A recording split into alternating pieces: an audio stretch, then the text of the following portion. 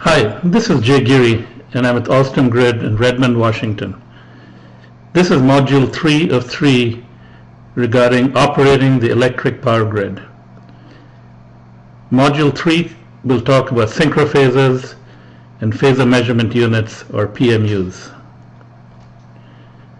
These are the learning objectives. At the end of this module, you will be able to say what is a PMU and what are synchrophasor measurements, how PMUs differ from traditional SCADA data, how PMU data monitoring may have been able to avert the 2003 US blackout, and what are some of the benefits of integrating PMU analytics in an EMS. Today's grid monitoring landscape is changing. Synchrophasor PMU measurement devices are being deployed aggressively worldwide. By 2013, there will be a 5-fold increase across United States, with over 1,000 PMUs deployed. China has over 1,000 PMUs installed today. Other countries are also deploying PMUs. In fact, after the 2012 blackout in India, one of the big recommendations or priorities was to install PMUs all across the country in order to be able to avert it in the future. Now, each PMU provides 10 to 12 separate sub-second measurements. The measurements include voltages, currents, both three-phase and positive, negative, and zero sequence, as well as frequencies and rate of change of frequencies. So this augments the traditional 2 to 4 second SCADA data. So real-time grid measurements in the future will be 60 to 120 times faster than today. Today we measure at 2 to 4 seconds, and tomorrow it will be 30 to 60 samples per second. So this is a view of SCADA technology versus PMU measurements. The SCADA trend is on the top right, and the PMU trend is the bottom right. And as you can see, a sliver of SCADA data really consists of a vast number of PMU sub-second measurements. Now, the key thing about PMUs is that they're also precisely time-stamped with a GPS signal. So today, SCADA measures information from the grid every 2 to 5 seconds. It has latency and skew amongst the measurements. It's based on older legacy communication. It follows the quasi-steady state behavior of the grid. And if you see a frequency change, it means that there's a generation load imbalance somewhere in the grid, but you do not know exactly where. Tomorrow, with PMU data, we'll be measuring the grid at 30 to 60 samples per second, be time tagged with minimal latency, compatible with modern communication technology, and responds to the dynamic behavior of the grid. And here, when you see an angle pair change, meaning a change in voltage angles across the transmission corridor, it means either a sudden megawatt change or a topology change at that specific location of the grid. So some have equated SCADA to the two-dimensional black and white X-ray view of the grid, and with PMU data it's like a three-dimensional high-definition MRI view of the grid. So what this means is that we now will have information earlier and will be able to make better decisions quickly.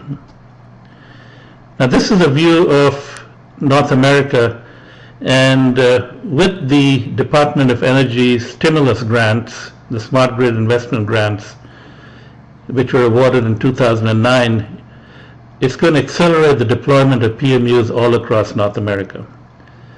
The projects which have been awarded are shown on the left, the major projects. WECC, or the Western US Grid, is the largest. It's going to install over 250 PMUs, and the value of that project is $108 million, and consists of a number of transmission owners. ISO New England is installing over 30 PMUs. MISO is the other big one, Midwest ISO, that's going to install over 150 PMUs, and so on. So in 2009, $300 million were awarded in grants for Synchrophasor projects, and what that has resulted in is a five-fold increase in PMUs, like to over 1,200 by 2013.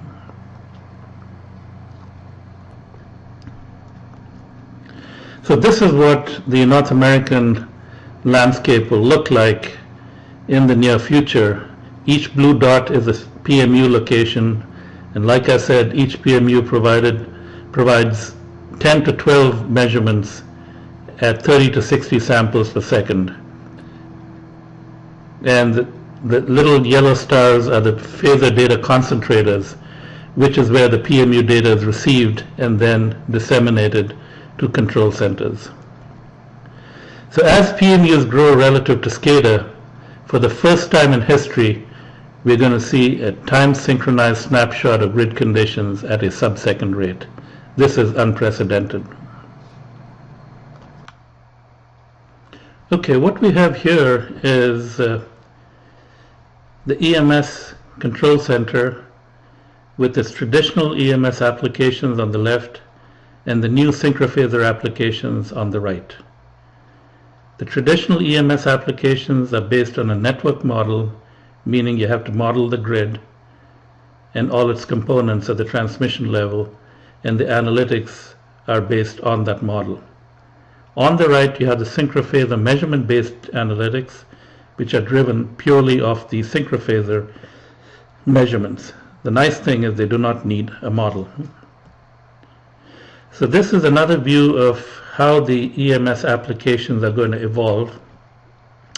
It consists of the PMUs providing information from various geographical locations of the grid, and they're received at a PDC, or a phasor data concentrator, which then supplies the PMU data to the relevant EMS applications.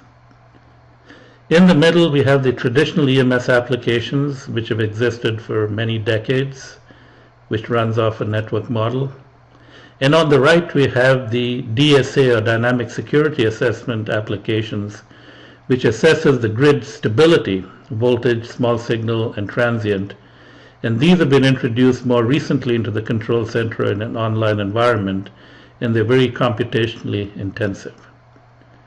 And on the left, we have the measurement-based analysis, which does not need a network model, unlike the EMS and the DSA. Each one of these subsystems has its own user interface. And these results from the different analytics are fed into a wide area visualization advanced tool, which synthesizes the information and presents it to the operator in a manner in which the operator is made alerted to what is actually happening on the grid of concern, so that appropriate decisions can be made. These are the different measurement frequencies that occur on the grid. They relate to different phenomena. And if you're doing dynamic performance monitoring, 60 samples per second is adequate. If you're doing protection and control type of functions, you need 120 samples per second are desirable. And you can also measure at the point of wave digital data at 1920 samples per second. And obviously with that volume of data, you want to store that locally. The applications are small signal analysis, system protection and control, wide area controls, and offline engineering analysis, which allows you to reconstruct a disturbance and try to learn from what actually happened on the grid using the time-tagged Synchrophasor measurements with the EMS data. Now this is an integration of the measurement-based and model-based stability analysis. The Synchrophasor measurements and applications tell you where you're operating, but the operator wants to know how far am I from the limit. That is what the DSA, the EMS applications tell you, because it can do hypothetical scenarios of taking lines out or stressing the load or stressing the transmission corridors till it collapses, and that determines the true limit. And based on that, the operator establishes an EMS limit with a factor of safety, because the model-based analysis has uncertainties both in the model data as well as in the measurements. Now, the model-based analysis can also give you limits which can be used in the Synchrophasor analytics, and the Synchrophasor analytics can validate the models and improve the models. So once the models are improved and you have better confidence in them, then you can actually operate closer to the true limit, and that really maximizes your utilization of existing transmission capacity when you have congested corridors. It's a very nice marriage indeed, combining Synchrophasor applications and model-based EMS applications to maximize utilization of existing assets. This is another example. It's a value proposition. It's a constraint on a European interconnector, and it showed that by relaxing the constraint using Synchrophasor applications, you could realize a 300 megawatt increase across that corridor worth $48 million annually. So why Synchrophasor or PMU-based analysis? Is to improve security, increase transfer, and do post-event system analysis. So these are the main categories of why you want to use PMU analysis, online as well as offline. So Phasorpoint is an Austin solution. The basic applications are voltage, phase angle, and frequency monitoring, active and reactive power monitoring, and identifying disturbances. The advanced applications which are also available are islanding, resynchronization, and black start, oscillatory stability detection and damping, seeing if the damping is low or negative, identifying voltage instability, determining line parameters more accurately, and also generated models. And as I said earlier, increasing capacity of congested corridors. Now, these are some of the planning benefits. This is an actual scenario from the 1996 blackout in the Western Interconnection. The bottom right shows you what was simulated, which shows that the system would have stayed intact, whereas in reality, the system oscillated and went unstable. If we had PMU measurements at that time in place, we would have identified those oscillations, the growing oscillations, and would have been able to take preventive action. This is another example of how, by taking early decisions, you can preserve the integrity of the grid in a more efficient manner. The longer you take to implement an action, the greater the chance that the grid security might be compromised. Now, this is another scenario from the 1996 blackout where suddenly a whole slew of oscillations started appearing. Some were well damped, some were consistent and stayed sustained, and eventually the system collapsed. So you can see at the bottom we were 300 seconds to 800 seconds. So you had about 500 seconds when you were noticing some kind of oscillatory disturbances which could have alerted you to take some corrective action. These are the types of grid oscillations that occur: inter-area oscillations in the 0.1 to 0.7 hertz, local generator oscillations in the 0.5 to 2 hertz, and so on. So as you can see, there are different types of oscillations which occur on the grid, and we need to monitor for each one of them. This is another example from the 2003 blackout, where we had an hour when the angles between Cleveland and West Michigan started diverging slowly. So if the operators had PMUs in place and were monitoring angle differences between Cleveland and Michigan, it is very likely they would have picked up the phone and talked to each other and said, what is happening? And maybe we could have prevented the 2003 blackout. So in 4 minutes, the angles deteriorated very quickly, and in 10 seconds, the system went black.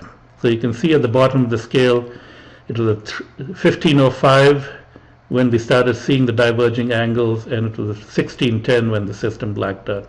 We had plenty of time to take action. So asset management, congestion relief, we talked about this. If we have synchrophasor measurements, we can relax some of these limits and maximize utilization across congested corridors. So the other thing I wanted to talk about is what can we learn from other industries about sudden cascading mishaps? If you look at the U.S. financial flash crash of May 6, 2010, which wiped out $1 trillion in 20 minutes, and most of the damage was done in 5 minutes. It took nearly 5 months to produce a report on those 5 minutes. So this is very analogous to what happens on the grid in a cascading situation. So we can learn from what they learned. NASCAR racing, where the yellow flag was introduced to slow races down when things got too dangerous, that's another thing we could use on the grid. I mean, if we detect something, maybe we raise a yellow flag and wait till we identify what has happened before we continue to take actions.